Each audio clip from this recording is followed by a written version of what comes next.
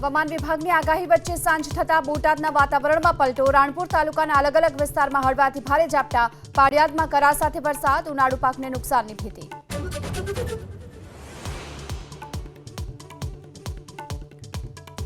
રાજકોટ શહેર અને જિલ્લામાં વરસ્યું બરબાદીનું માવઠું। લોધિકા, ખીરસરા અને શહેરના અલગ અલગ વિસ્તારમાં કમોસમી વરસાદ, ખેડૂતોના પાકને વ્યાપક નુકસાન।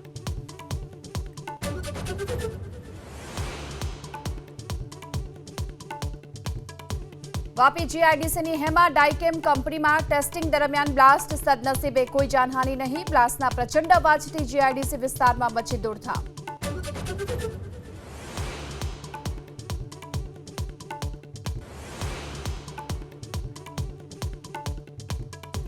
મોરબી માળિયાના ધારાસભ્ય કાંતિ અમૃત્યાની નર્મદાના અધિકારીઓને ચેતવણી, કહ્યું અધિકારીઓએ ફોન ન ઉપાડવા હોય તો આપી દે રાજીનામું। ખેડૂતોની ફરિયાદથી લાલગુમ ધારાસભ્યએ અધિકારીઓને ખીલાવ્યા। કોઈ પણ માણસને ફોન ઉપાડો, ન ઉપાડવો હોય તો રાજીનામું દઈ દીધું।